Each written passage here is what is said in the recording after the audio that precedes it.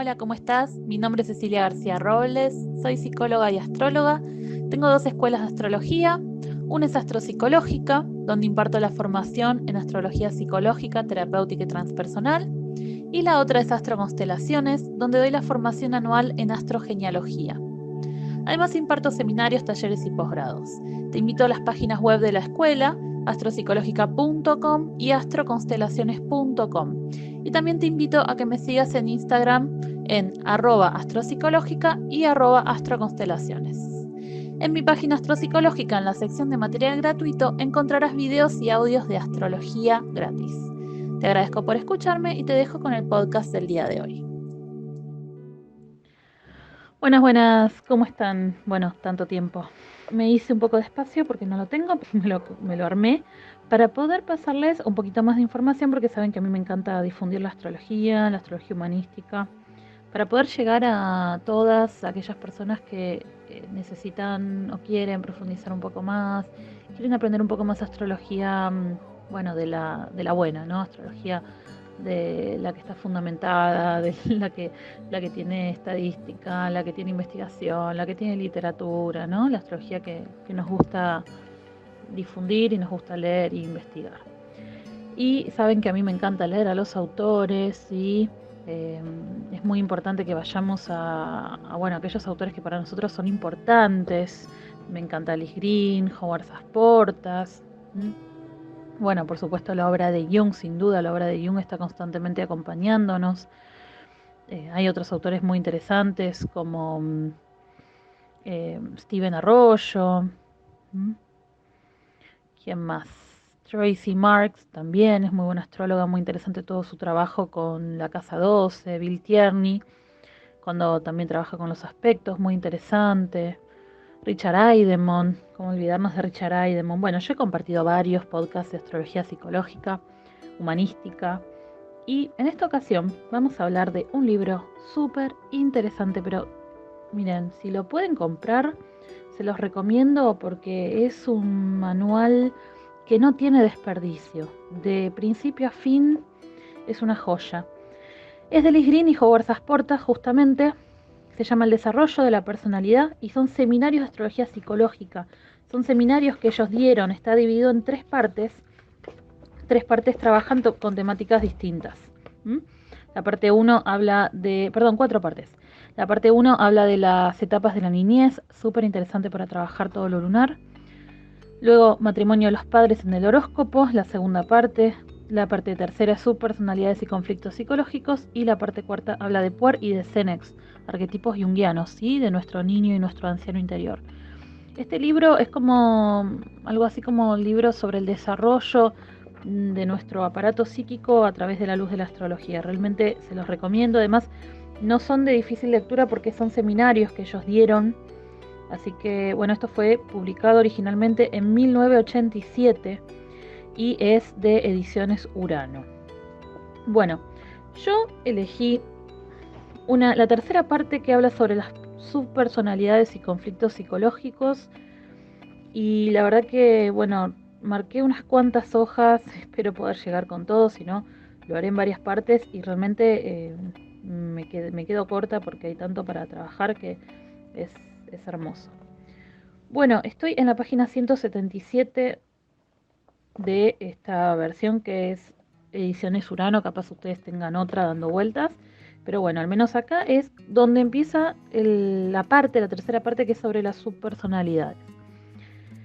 Y dice, en su libro What We May Be, lo que podemos ser, Piero Ferrucci escribe que cada uno de nosotros es una multitud. El psicólogo humanista John Rowan habló una vez de una sociedad interna compuesta por las diferentes personas que hay dentro de nosotros. El poeta portugués Fernando Pessoa expresa, en cada rincón de mi alma hay un altar a un Dios diferente. Estas citas expresan la misma idea, a saber, que una persona consiste en una multiplicidad de seres internos. Exhibimos un tipo de comportamiento en el trabajo, otro en casa, uno diferente en las reuniones sociales y uno más cuando paseamos solos por el campo. Es muy frecuente que nos deslicemos de una a otra de nuestras diferentes identidades sin demasiada cuenta de lo que hacemos. Para decirlo sencillamente, todos tenemos partes diferentes. Es probable que una de ellas quiera una cosa y otra algo distinta. Cada una de estas partes diferentes, a las que llamamos subpersonalidades, ¿sí? Puede tener su propia manera de andar, su propia manera de hablar, su propia postura corporal, una voluntad específica y necesidades e impulsos propios. Las subpersonalidades son satélites psicológicos que coexisten en el seno de la personalidad. Bueno, después sigue diciendo, es obvio que este concepto se relaciona muy bien con la carta natal, porque también los diversos planetas y signos representan diferentes partes o fragmentos de nosotros. Se puede mirar una carta y preguntarse qué apariencia tiene tal o cual emplazamiento, qué es lo que quiere y cómo se presenta. Bueno, pone un ejemplo de una carta, dice fíjense en la carta tal, que aparece en la página tal, bueno. Digamos que es la carta de Casey. ¿Qué experiencia puede dar Casey su Venus en ascenso en Virgo? ¿Cuál es su forma de abordar a la gente? ¿Qué necesita o qué le gusta? Esta es una conferencia, por lo tanto un oyente responde y le gusta parecer pulcra, cuidadosa y eficiente. Es probable que sea cautelosa y reservada. Y Howard sigue respondiendo así. Así es una parte de ella y puede ser que esa parte se lleve bien con otras o puede que no. Esto es lo que esto lo digo yo, Esto es lo que en astrología conocemos como núcleos energéticos. ¿Sí? Al menos los que hacemos astrología humanística. En astrología humanística, como comprendemos que la carta natal está compuesta de luces y sombras, ¿en qué sentido luces y sombras? En el sentido de que no somos conscientes de toda nuestra carta natal. Es un potencial, es una semilla que vamos despertando, descubriendo, reconociéndonos en ciertas partes y no en otras.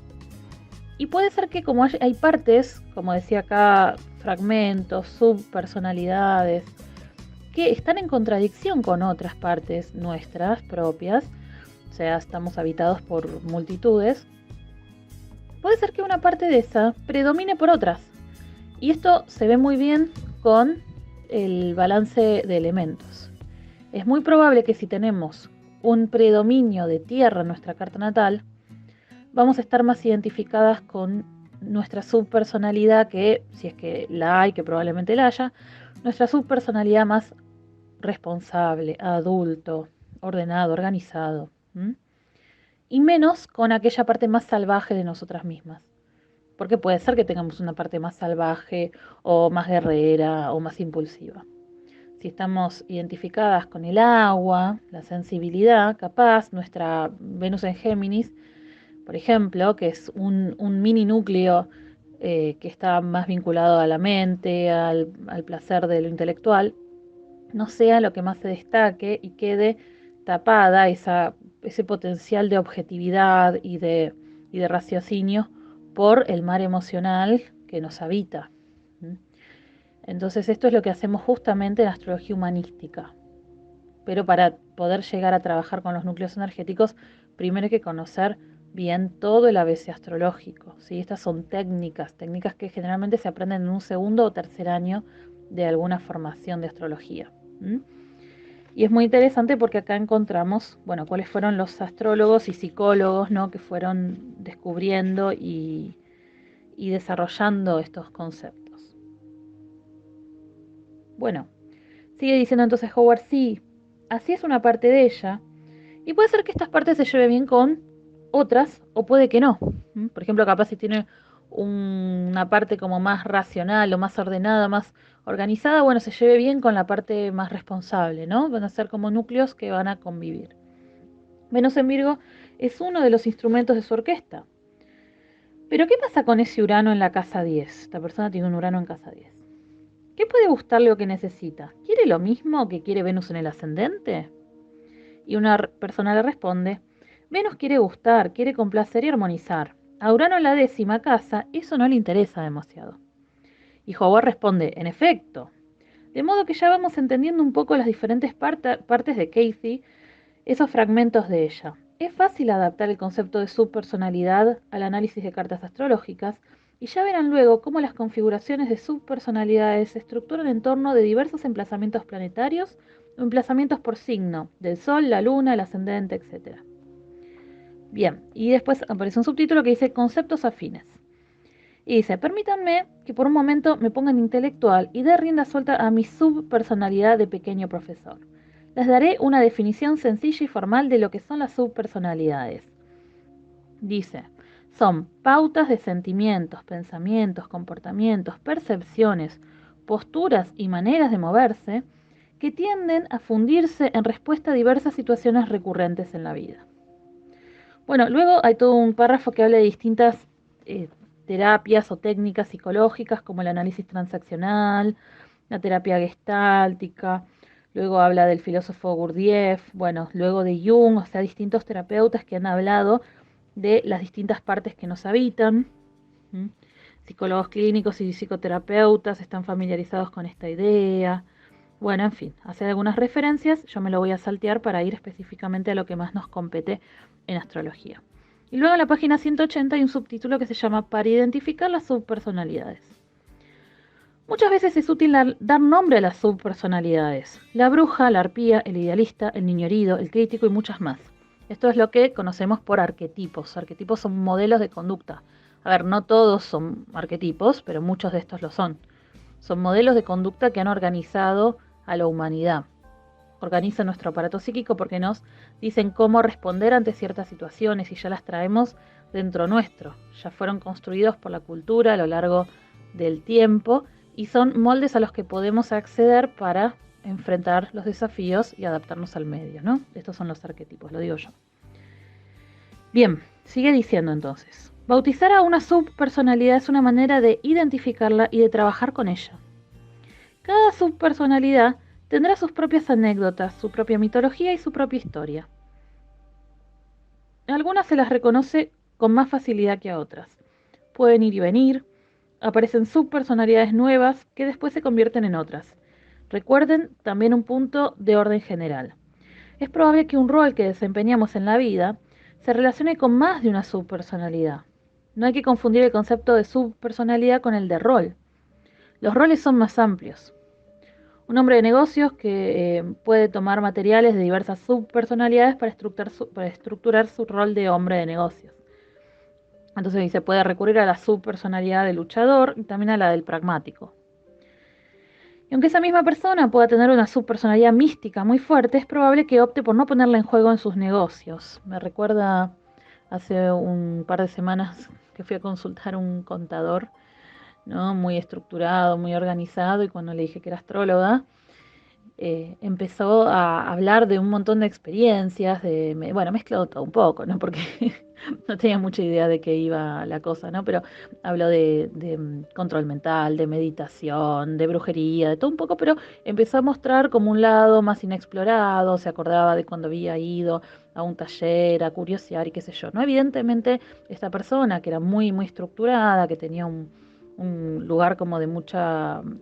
los pies muy sobre la tierra, ¿no? Un contador, que obviamente que trabaja con números, ¿no? Trabaja con contabilidad.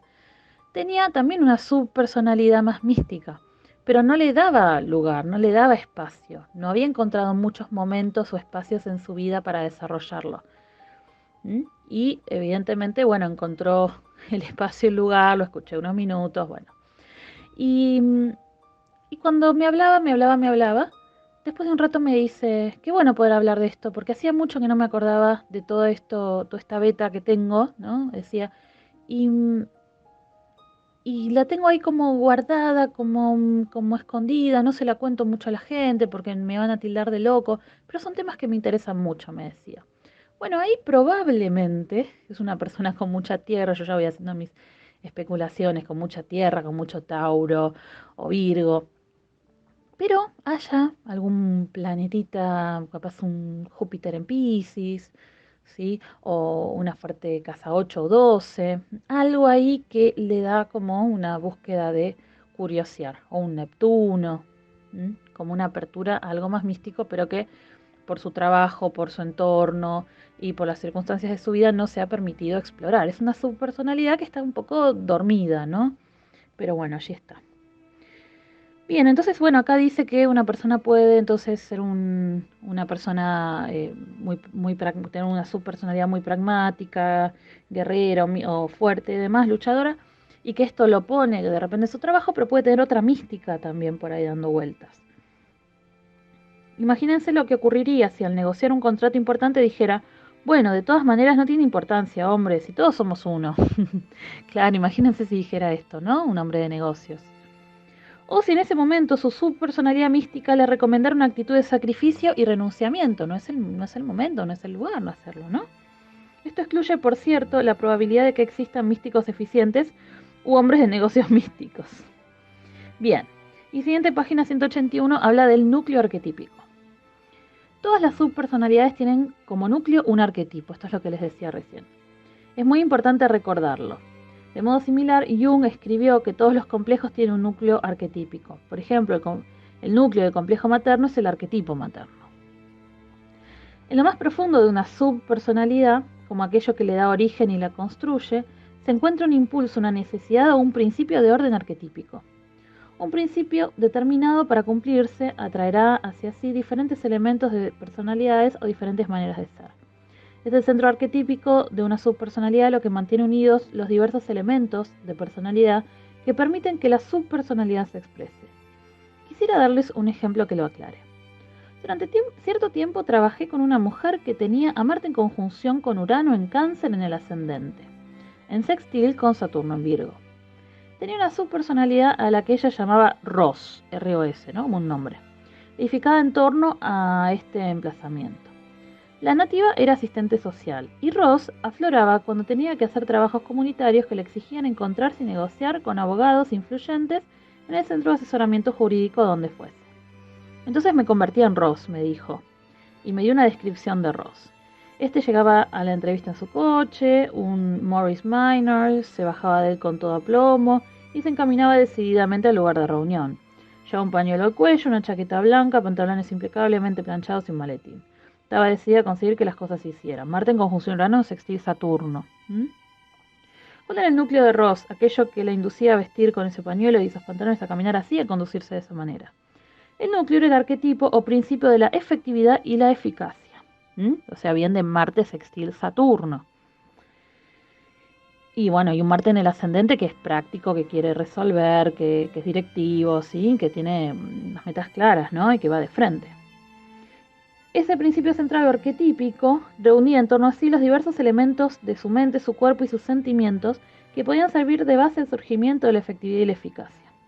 Dicho de otra manera, una subpersonalidad es una síntesis de diversos rasgos y de otros elementos psicológicos. O sea que cuando hacemos una subpersonalidad en astrología podemos reunir distintos emplazamientos planetarios. Por ejemplo, si queremos, no sé, un subarquetipo, un subpersonalidad eficiente, podemos encontrar de repente un Marte en Virgo, un Sol sextil Saturno, no sé, un Saturno en casa 10, un ascendente en Capricornio. O sea, podemos encontrar varios indicadores de la carta natal que hablen de ese rasgo y que esa puede ser una subpersonalidad más o menos fuerte. Que sea más o menos fuerte va a depender, sí, por un lado, de la cantidad de factores que sumen a esa subpersonalidad, pero también de la identificación de su conciencia. ¿Por qué? Porque si fui criado como un hombre que tenía que proveer para su familia, en una familia muy estructurada, que tenía que desarrollar una profesión y que con eso iba a vivir toda mi vida, y que cada vez que en mi casa o en mi familia o en mi grupo de amigos hablaba de algo místico, se reían de mí, probablemente si yo tengo otro núcleo un poco más sensible, esotérico, místico, ese núcleo va a quedar reprimido, va a quedar como más desplazado por el otro núcleo. Que además hay ciertos núcleos o subpersonalidades que se adaptan mejor a lo que la sociedad espera, porque vivimos en una sociedad que es lo que espera, que es lo que aplaude, que es lo que busca que las personas hagan o tengan. Bueno, que tengan éxito, que tengan dinero, que sean productivos, o sea, la sociedad nos empuja hacia eso y nos retribuye positivamente cuando lo hacemos y nos castiga cuando no lo hacemos. Entonces eso también va moldeando nuestro carácter y nuestra personalidad. Bueno, seguimos. Entonces dice, pero para que pueda darse una síntesis tal de diferentes partes de la personalidad, tiene que haber un centro en torno del cual se organice esta síntesis. En una subpersonalidad, este centro es un impulso interior que pugna por expresarse. Este impulso central íntimo tiene el poder de atraer y de mantener unido todo aquello que necesita para crear esa entidad viviente que es la subpersonalidad. Bueno, voy a leer un último parrafito un poquito largo, pero es súper interesante y acá dejamos este podcast del día de hoy. Y dice, la misma mujer de quien Ross era una subpersonalidad tenía también otra, la que llamaba la Plasta. Tenía además a Marte en cuadratura con Neptuno. Después de algunos años de ser Ross, pasó a ser la Plasta. También me la describió. Con la camisa desalineada y suelta, excedida de peso, se convirtió en algo flojo e indefinido. Se aplastó, se emplastó, por eso le llamaban la plasta. Uno de los rostros de Neptuno. Pero ¿cuál era el núcleo de la plasta? ¿Cuál era su esencia? Por más que pareciera y se sintiera desagradable, en su núcleo estaba la necesidad de relajarse, de disolverse, de dejarse ir, de fluir, de ser. Por oposición a hacer. O sea, imagínense un Marte en el ascendente. ¿Mm? Además en Cáncer, ¿no? Era una trabajadora social, si no recuerdo mal el ejemplo, o sea que estaba ahí luchando por los demás, por los necesitados, ¿sí? Sextil y Saturno, o sea, muy centrada. Bueno, imagínense o sea, cuando tenemos núcleos muy distintos y priorizamos uno durante mucho tiempo, se produce lo que Jung denominó enantiodromía, este nombre tan extraño, pero simplemente quiere decir la tendencia del aparato psíquico a repolarizarse, a irse al polo opuesto. Entonces, si además de tener un núcleo ahí muy, muy marcial saturnino, muy de la acción, de la practicidad, de la eficiencia, tenemos un núcleo más neptuniano, tarde o temprano en algún momento de nuestra vida se va a activar. Y como ese núcleo no lo hemos trabajado, no lo hemos elaborado, probablemente se exprese desde los arquetipos más bajos de lo neptuniano. En este caso podría ser bueno, el autoabandono, la negligencia, el estar desalineada, el no ocuparse de sí misma, no cuidarse, ¿sí? Como una forma de equilibrar el sistema, porque los sistemas buscan el equilibrio, es como irse de un extremo al otro.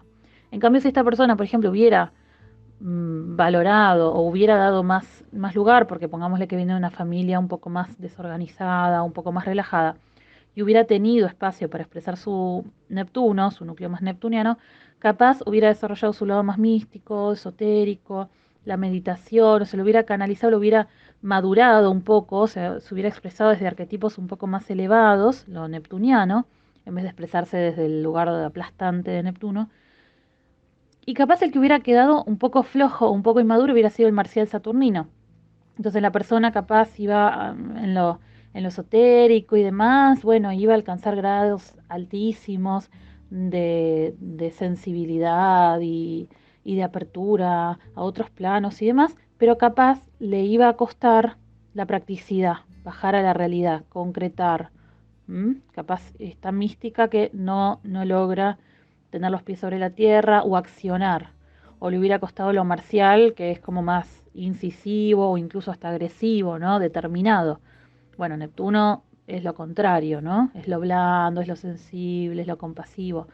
Entonces capaz hubiera madurado más el núcleo más sensible en desmedro de su parte más asertiva. Y esto le hubiera llevado, por ejemplo, a no poder capaz concretar muchas cosas en la realidad, no poder poner límites, no poder autoafirmarse, mostrarse, esto, no luchar por lo que quería. Entonces también tiene que ver con esto, ¿no? En algún momento nuestro aparato psíquico se va a polarizar en otro núcleo que seguramente esté más inmaduro, pero que capaz con el tiempo lo podemos madurar un poco más. Y lo ideal sería que en algún momento estos dos núcleos se encuentren, el místico con el pragmático, y que capaz pueda hacer, por ejemplo, crear, producir algo bien pragmático, pero de contenido místico. ¿No? Se me ocurren, por ejemplo, talleres de meditación eh, express, no sé, como una forma de encontrar algo, bueno, más marcial y neptuniano. Bueno, volvemos entonces al texto. Dice, bueno, que la plasta, dice, estaba relacionada con el hecho de no ser tan directa y decidida, o sea, no ser tan marcial. Se relacionaba más con las necesidades del ánima. El ánima es como la parte yin que todos tenemos adentro, la parte más pasiva, receptiva, más tranquila. De modo que aunque la plasta se mostrase un poco deformada y extrema, porque obviamente no la tenía trabajada, no la tenía incorporada, en su núcleo había algo que esta mujer necesitaba hacer para realizarse y equilibrar mejor su parte del ánimo, su parte más activa, más marcial. Le propuse que se imaginara que en una mano sostenía a Ross era la parte más marcial activa, y en la otra a la plasta, para ver si podía percibir la diferencia entre las dos. Miren qué ejercicio bien gestáltico, ¿no? Las subpersonalidades tienen pesos diferentes y en una especie de palpabilidad diferente que uno puede efectivamente sentir si se las imagina sostenidas en ambas manos. La gente que trabaja en programación neurolingüística lleva esto un paso más lejos, ¿no? Esto es lo que se llaman submodalidades en PNL, programación neurolingüística. Las submodalidades es poder ponerle, esto yo lo uso en algunos casos, lo trabajo para entrar más en contacto con esto y poder darle forma, ¿no? Que esto a veces son cosas como muy amorfas, muy abstractas y que está bueno ponerle un color, ponerle una forma, ponerle una temperatura, ponerle un tacto, una textura, un olor, ¿no? Estos son submodalidades, esto se trabaja en PNL, programación neurolingüística. Y de esta forma lo vamos materializando en nuestra mente. Y después le podemos ir cambiando las submodalidades. Son muy interesantes los ejercicios de programación neurolingüística para incorporar al trabajo terapéutico que una haga o incluso al trabajo con los núcleos arquetípicos o los núcleos energéticos, ¿sí? Bueno, entonces él le fue poniendo, lo fue como sopesando, ¿no? Bueno, a ver, pone uno en una mano, otro en otra. Bien, bueno, después dice que la PNL se basa en la técnica de fusión visual, en la que uno se imagina que tiene una subpersonalidad en una mano y en la otra, y otra en la otra, que está en conflicto con la primera. Después se aproximan lentamente las manos y se las funde suavemente una con la otra. La idea es que de esta manera se tiene la sensación de la síntesis o combinación de ambas. La técnica le da a uno una vivencia de cómo podrían unirse o combinarse las dos, siempre y cuando, claro está, no las aplaste ambas en el proceso. Esta es página 182. Es interesante, yo esto lo trabajo en el nivel 2 de astropsicológica. Trabajamos con núcleos energéticos, entre unas muchísimas técnicas que vemos. Y al final de la formación, no le quiero spoiler a las alumnas que están haciéndolo, pero bueno, yo también incorporo recursos de la arte terapia, de la Gestalt.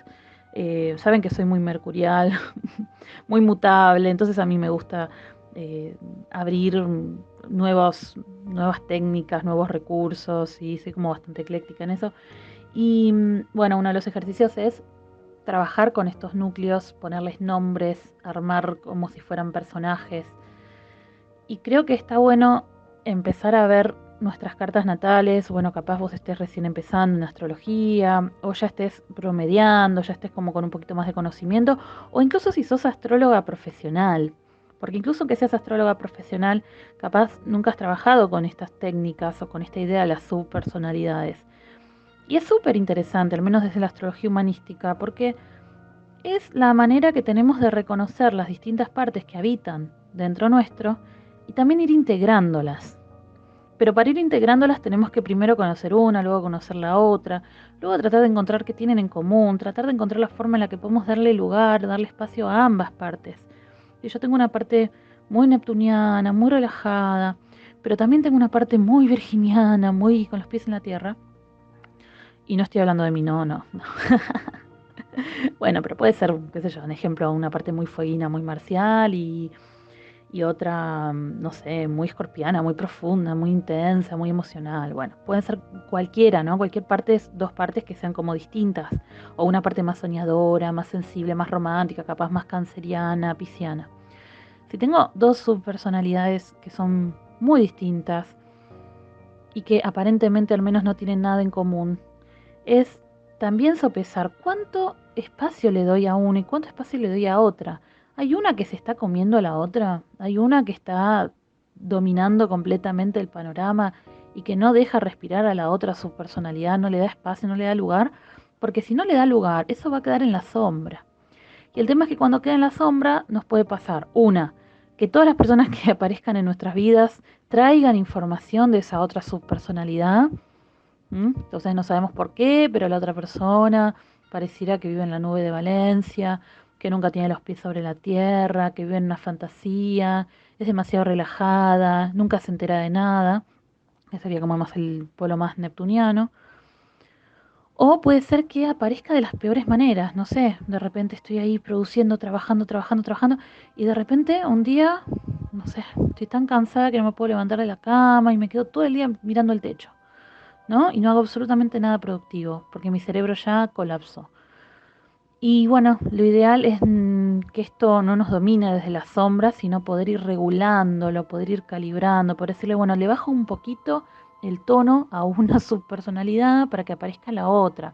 Si tengo una muy, muy receptiva, muy abierta, muy armónica, muy artística, y otra muy guerrera, muy agresiva, muy lanzada, y si estoy todo el tiempo en la agresiva, en la lanzada, la otra en algún momento va a aparecer, se va a manifestar. Y lo va a hacer seguramente desde una menor madurez que si le hubiéramos dado espacio en su momento para integrarla, ¿no? Entonces se trata de darle espacio y después ver de qué manera ambas partes se pueden integrar. Incluso encontrar una alquimia que permita la expresión de un nuevo ser, capaz incluso una nueva subpersonalidad, pero que incluya a las dos, que sea más integrada. Eso sería fantástico. Bueno, vamos a ir dejando por el día de hoy. Les agradezco por haber escuchado, por estar ahí siempre, por los lindos mensajes que dejan. Y si te gustó, dale like, compartí, deja un comentario. Contame si te interesó el tema, si te interesaría que hable de otro tema. En ese caso, ¿qué tema te gustaría que hable? Recordá que tenés un montón de podcasts y de videos de astrología.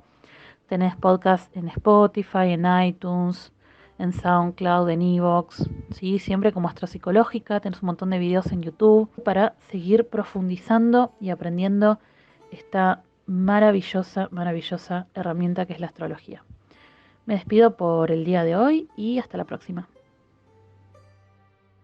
Te agradezco por escucharme y te comparto esta información para que puedas aprovechar, para que puedas saber un poquito más y acercarte a este lenguaje sagrado que es la astrología. Bueno, si este podcast te gustó, te interesó, te invito a compartirlo, a seguir escuchando. Los audios anteriores los puedes escuchar desde mi página web www.astropsicológica.com en la sección de material, y te recuerdo que puedes seguirme en Instagram, en mi cuenta de astrología psicológica, que la vas a encontrar en Astropsicológica, y en mi cuenta de astrología ancestral, astrogenealogía, que la vas a encontrar en Instagram como astroconstelaciones.